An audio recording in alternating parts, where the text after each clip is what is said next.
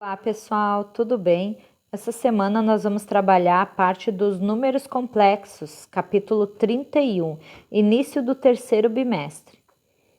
Então, os números complexos, o início deles, eles surgiram a partir da necessidade de resolução de equações que possuem raiz de números negativos, o que até então não era possível de resolver, trabalhando com os números reais.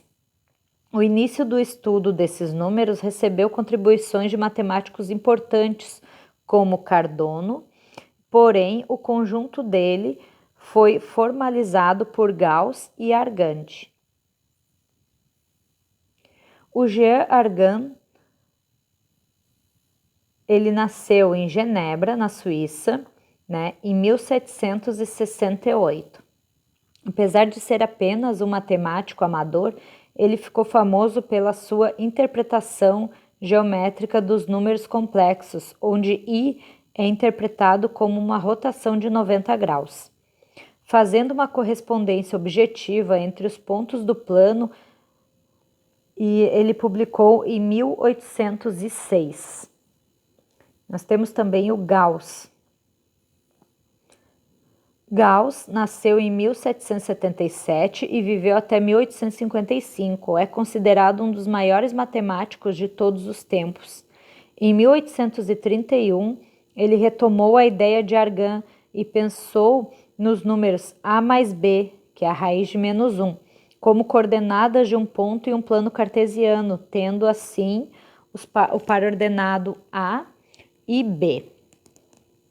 Então, o início foi com eles, tá ok? Agora eu vou para a parte dos números complexos no nosso dia a dia. Os números complexos estão presentes no dia a dia de uma maneira tão sutil que dificilmente nos damos conta. Os números complexos têm aplicações em várias áreas da ciência, como no estudo de fluxos de fluidos para entendimento do comportamento aerodinâmico em automóveis e aeronaves, e na mecânica quântica no estudo das propriedades energéticas dos átomos e moléculas.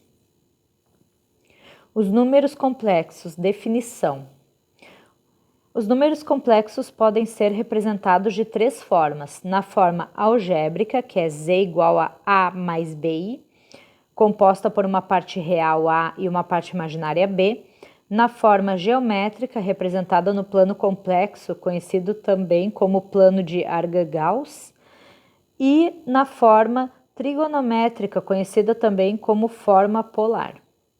Pela representação geométrica no plano complexo, definimos também um módulo, que está representado pelas duas barrinhas e o z no centro, de um número complexo, que é a distância do ponto que representa o número complexo até a origem. Para definir-se a forma geométrica, foi utilizada a letra I, conhecida como unidade imaginária de um número complexo. Quando a parte real é nula, o número é conhecido como imaginário puro. Por exemplo, menos 5i e mais 5i são imaginários puros por não possuírem parte real. Quando a parte imaginária é nula, o número complexo é também um número real. Aqui nós temos um número complexo, em que A é a parte real e B é a parte imaginária,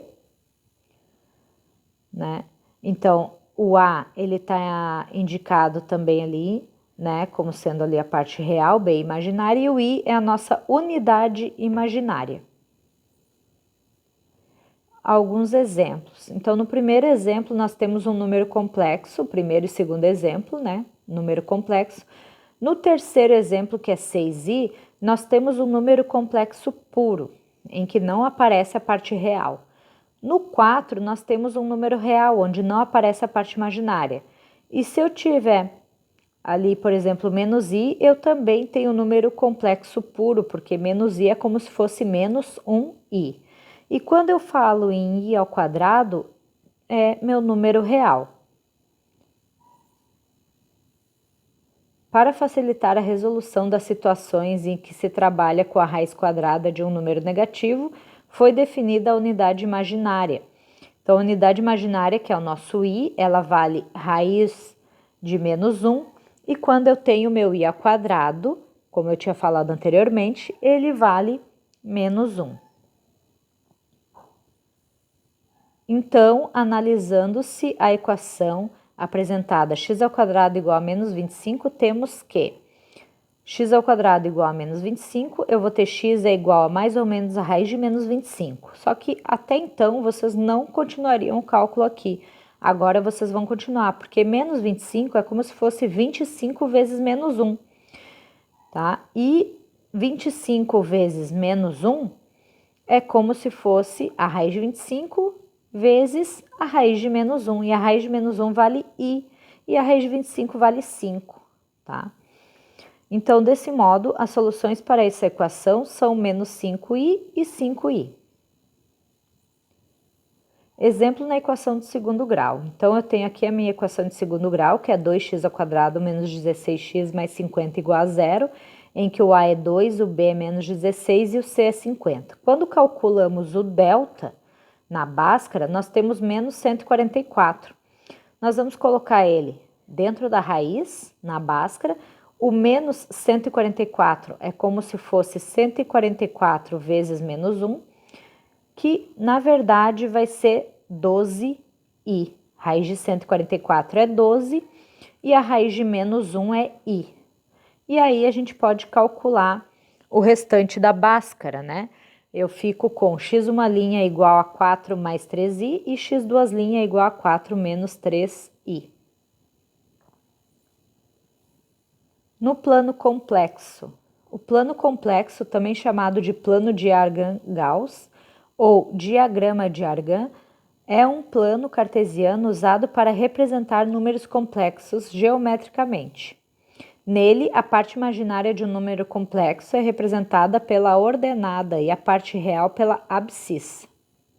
Dessa forma, o número complexo x com 3 menos 5i pode ser representado através do ponto 3 e menos 5 no plano Argand-Gauss, porque o 3, que é a nossa parte real, vai ser a nossa abscissa, eixo x, e o menos 5, que é a nossa parte imaginária, vai ser o eixo ordenada, que é o eixo y.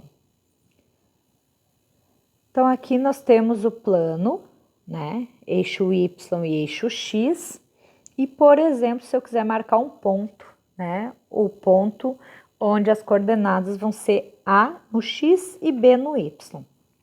Um exemplo, eu marquei o número complexo 2 mais 3i. Então, eu marquei do ponto 2 no eixo x até o ponto 3 no eixo y. Agora, pessoal, é hora de vocês treinarem um pouquinho as atividades da página 12, exercício 1 e 2, e página 13, exercício 3, ok? Não é necessário enviar para a prof para correção, porque a correção vai ser feita na nossa próxima aula online.